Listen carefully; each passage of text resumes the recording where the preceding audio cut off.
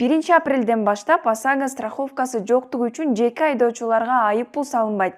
Башкача айтканда, жеке унаа ээлерине транспорттун милдеттүү түрдө камсыздандыруу үчүн дагы 1 жыл берилди. Демек, сиз 2024-жылдын 1-январына чейин унааңызды камсыздандырышыңыз керек.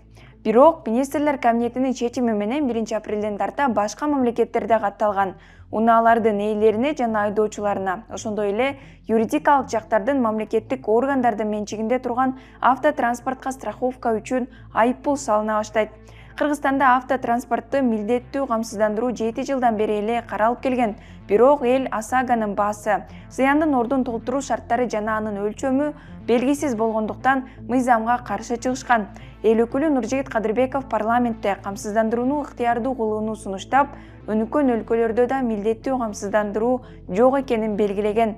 Кыргызстанда ОСАГО 2023-жылдан тартып күчүнө кирди.